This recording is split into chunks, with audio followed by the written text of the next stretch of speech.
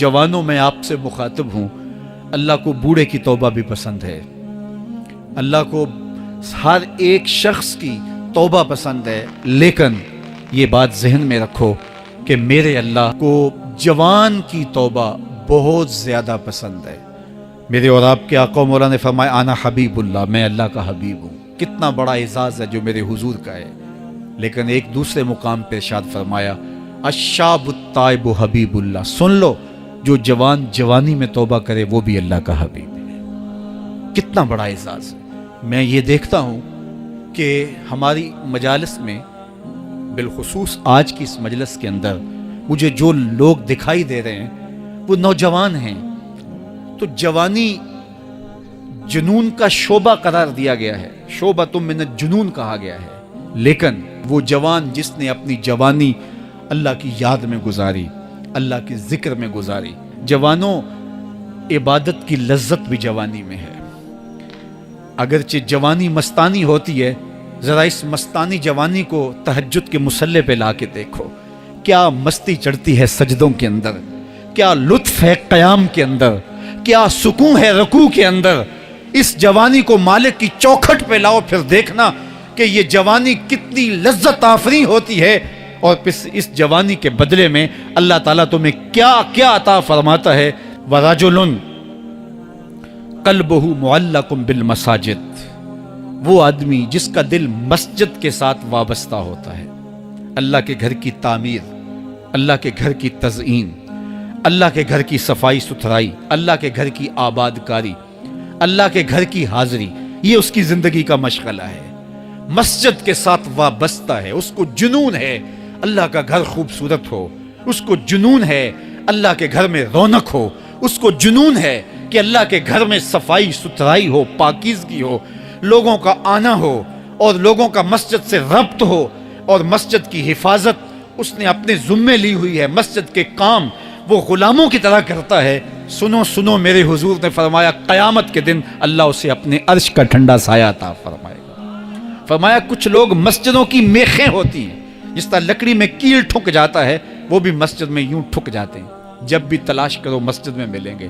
فرمایا جب وہ بیمار پڑ جاتے ہیں، اللہ کے فرشتے ان کے گھر میں حال پوچھنے جاتے ہیں۔ یارو، جوانی کے ایام میں مسجدوں کے ساتھ اپنے آپ کو وابستہ کرو، مسجدوں کی صفائی بھی اپنے معمولات میں شامل کرو۔ جس طرح آپ اپنے معمولات بتاتے ہیں کہ ویکینڈ پہ میں یہ کرتا ہوں، روزانہ کی میری جو ہے وہ ترتیب یہ ہے، مہینے کے بعد ایک مرتبہ یہ تفصیلی کام کرتا ہوں، اپنی زندگی میں مہینے بعد، 8 دن بعد، یا جب آپ کو فرصت ہو، مسجد کی صفائی کا اپنے اوپر ذمہ لو۔ کسی بھی مسجد میں چلے جاؤ، اس کو صاف کرو۔ جب تم اللہ کے گھر کو دھو گے، اللہ تمہارے دل کو دھو دے گا، تمہارے دل کو اللہ پاک کر دے گا۔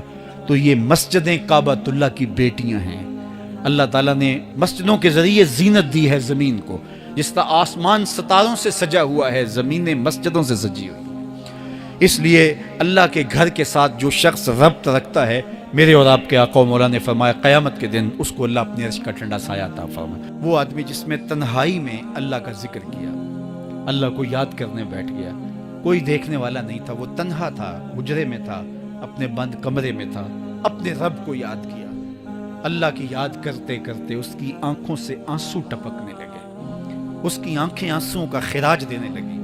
تو میرے اور آپ کے آقا و مولا نے فرمایا کہ یہ آنسو اتنے قیمتی ہیں، ان آنسوؤں کے بدلے میں قیامت کے دن اسے عرش الہی کا سایہ نصیب ہوگا، عرش الہی کا سایہ اسے نصیب ہوگا ان آنسوؤں کے بدلے میں۔ رومی علیہ رحمہ فرماتے ہیں جہاں پانی گرتا ہے وہاں سبزہ اگتا ہے، جہاں آنسو گرتے ہیں وہاں رحمت اترتی ہے۔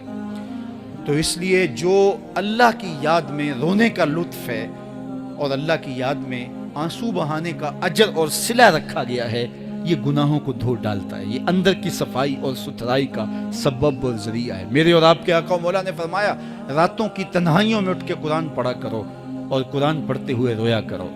پھر فرمایا فَإِن لَمْ تَبْكُوا فَتَبَاكُوا، اگر رونا نہ آئے تو رونے کی کوشش کیا کرو۔ حضرت داتا گنج بخش علی حجویری سے ایک مرید نے کہا حضرت اگر رونے کی کوشش کریں پھر بھی رونا نہ آئے، فرمایا پھر اپنے مقدر پہ رویا کرو۔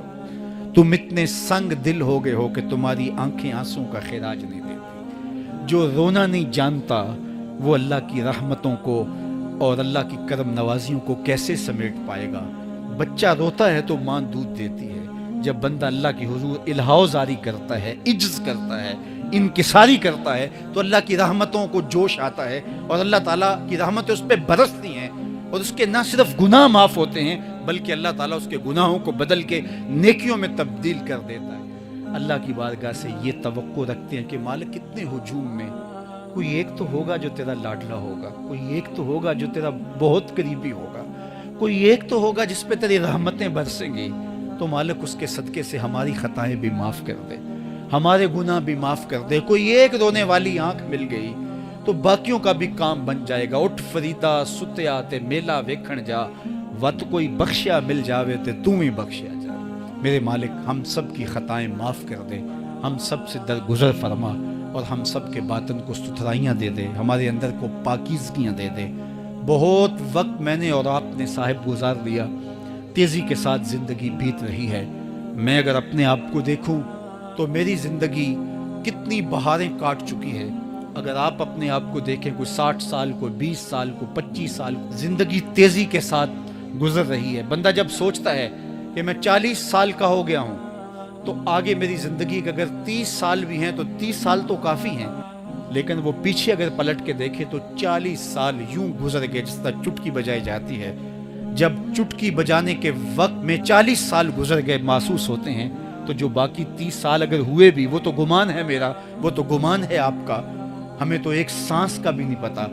پوچھا گیا زندگی اور موت کے بارے میں کیا خیال ہے؟ کہا فجر پڑی ہے، پتہ نہیں ظہر پڑھ سکیں گے یا کہ نہیں۔